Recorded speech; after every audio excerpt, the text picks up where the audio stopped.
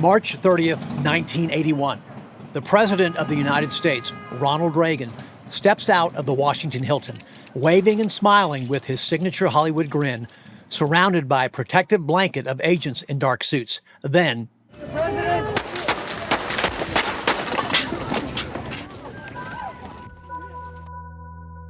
six shots, rapid and deafening. Secret Service agents react instantly, swarming, shoving, and shielding the president in a moment's notice. Reagan is pushed into his limousine, pale, gasping, unaware that one bullet has ricocheted off the presidential limo and lodged deep into his chest. As the motorcade screams toward George Washington University Hospital, another man is left behind in the chaos. Reagan's a military aide, Lieutenant Colonel Jose Marati, and he's carrying the nuclear football, officially known as the Presidential Emergency Satchel. The 45-pound sturdy aluminum-framed briefcase encased in black leather containing the launch codes for the United States nuclear arsenal. There's even a disturbing video tape from that day showing Marati frantically running toward the motorcade as Reagan is pushed into his limousine. Inside the ER, doctors cut through Reagan's clothes to find the wound. Amid the torn fabric, something small and plastic falls to the floor, unnoticed, unmarked. It's a 3x5 card known as the biscuit, and it contains the president's personal authentication codes, the keys to America's nuclear arsenal, and it's now lying beneath the operating table, splattered with blood. For several critical minutes, the commander-in-chief is unconscious. The football is missing, and the codes to launch a nuclear war sit unsecured on a hospital floor, tattered with bloodstains. And somewhere, a young military aide, still separated from his president, is desperately trying to rejoin the motorcade, clutching the most dangerous briefcase in the world. And for a brief, terrifying moment, the chain of nuclear command, the system that meant to safeguard humanity from destruction, broke. Welcome to Threat Level Red. I'm your host, Charles Denyer, and this is episode 11, The Nuclear Football, the presidential briefcase that could end humanity.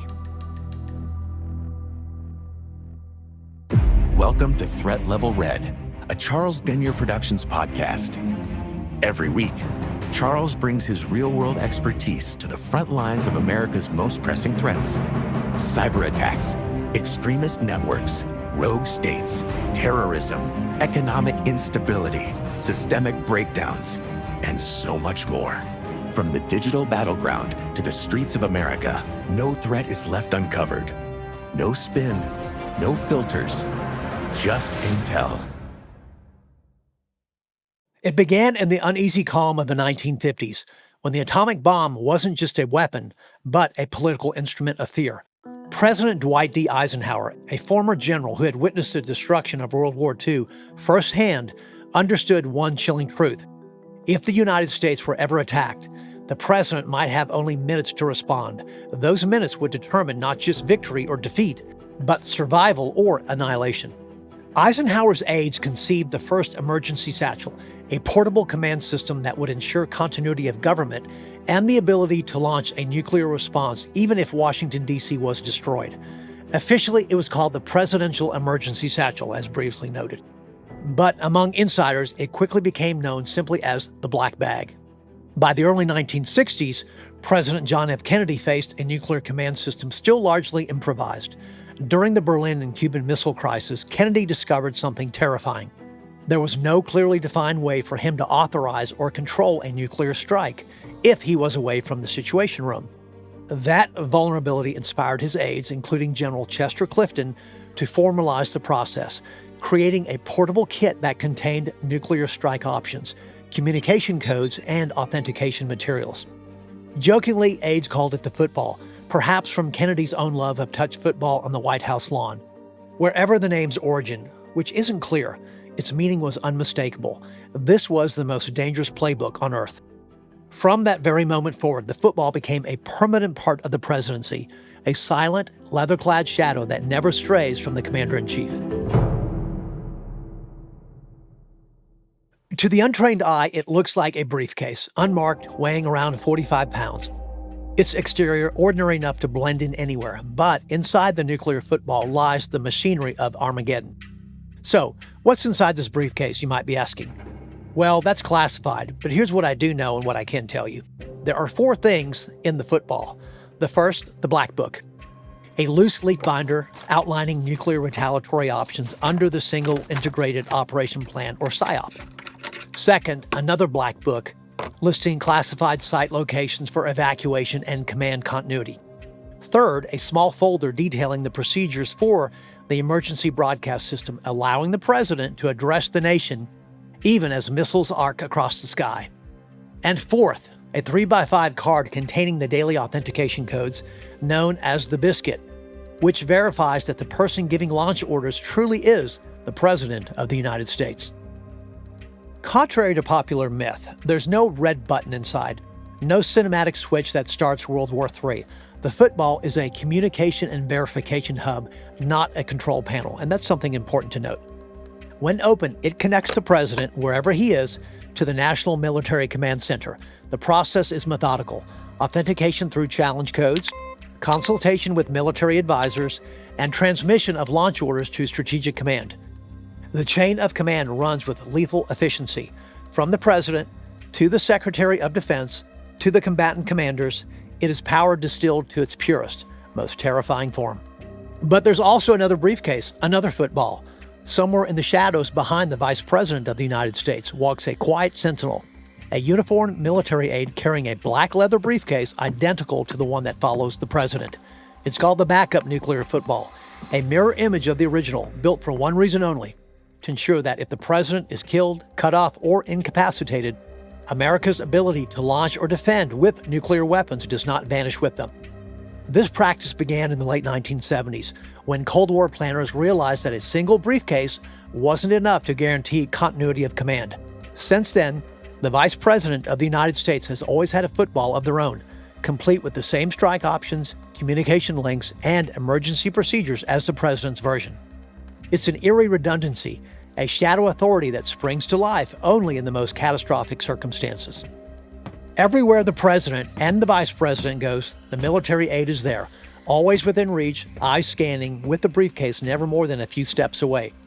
Luckily, for most of American history in recent times, this briefcase has remained closed, silent, untouched, but it stands as a haunting symbol of what might happen if the unthinkable occurs, that somewhere on a tarmac or in a bunker, the president or vice president could open that case and inherit the power to decide the fate of the world.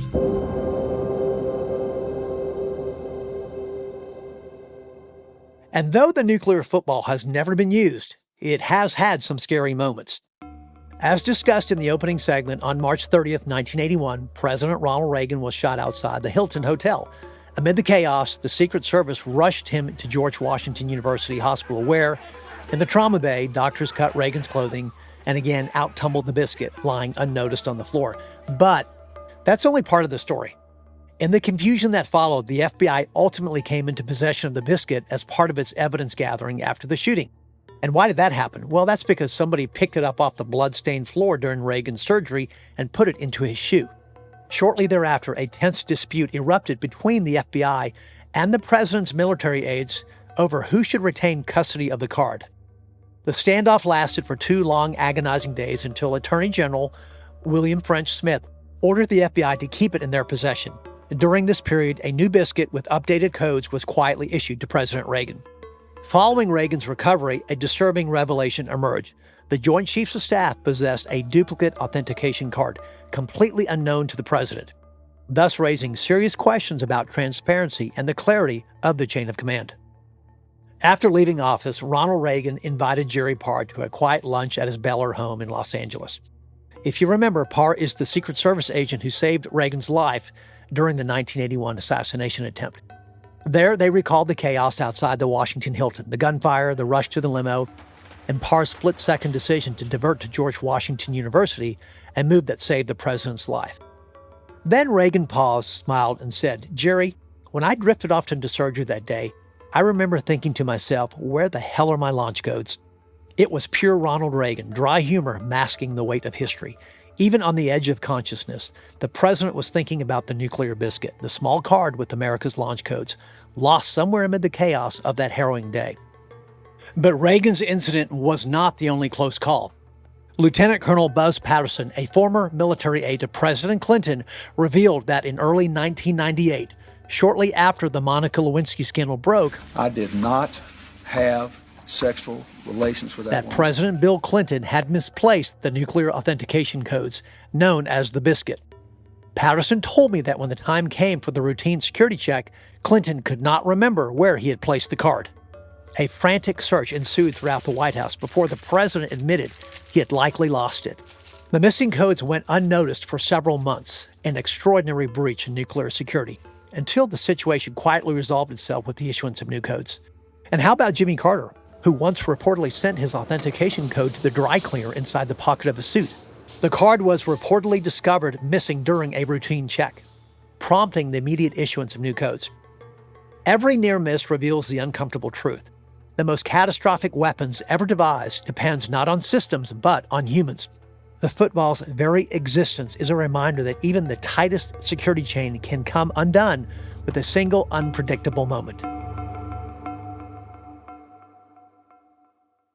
So, who should hold the power to end the world? For decades, the answer has been quite simple and terrifying. One person. The President of the United States has sole authority to order the use of nuclear weapons. Congress cannot override it. The Secretary of Defense cannot veto it.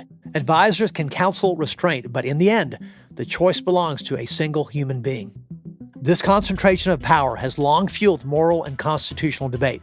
Critics argue it violates the spirit of America's checks and balances. Defenders say speed is essential, that in a nuclear crisis, hesitation could mean annihilation. So what is the process if the nuclear football is ever opened and has to be used? Well, the process is governed by strict two-person verification.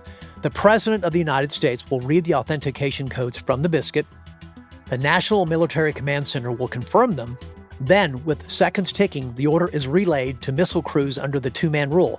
Once transmitted, it cannot be undone. In recent years, even military leaders have raised quiet alarms. Yet, despite decades of controversy, the system remains intact. The football still follows the president, the embodiment of total power and total trust in one individual's judgment. The football is a constant physical reminder of mortality and responsibility. Every president reacts differently to it. As for JFK, he treated it with solemn gravity. Reagan, a believer in deterrence, saw it as a necessary evil. Obama joked that it should come with a warning label. As for Trump, he reportedly displayed casual fascination with it, even allowing a photo near the aide carrying the satchel, an image that circulated worldwide. For the public, the football is the symbol of the thin line between civilization and chaos. And in a strange way, that visibility matters. It is the paradox of modern deterrence. The more visible the instrument of annihilation, the less likely it will ever be used. And what about pop culture, which has given rise to a persistent myth that the nuclear football itself launches nuclear weapons with the push of a button? This truth is more complex and more fragile. Again, just to be clear, the satchel does not launch missiles. It initiates communication. The president reviews pre-vetted strike options ranging from limited response to all-out retaliations. The decision must be authenticated, transmitted, and executed down the chain of command. However, from start to finish, this process can unfold in less than 10 minutes. That speed is both efficiency and peril. In the Cold War, the U.S. built a launch-under-attack posture, designed to retaliate before enemy warheads struck. That logic remains embedded in today's protocols, where warning time may be as short as 25 to 30 minutes. And modern threats complicate this further. Cyber warfare, artificial intelligence, and misinformation raise new questions. What if communications are spoofed? What if satellites are blinded? What if AI-generated deepfakes mimic presidential orders? Whether theater or truth, one thing remains. This very system relies on humans interpreting imperfect information in seconds that ultimately defines centuries. The football may be an icon of control, but in reality, it's a fragile bridge between command and catastrophe.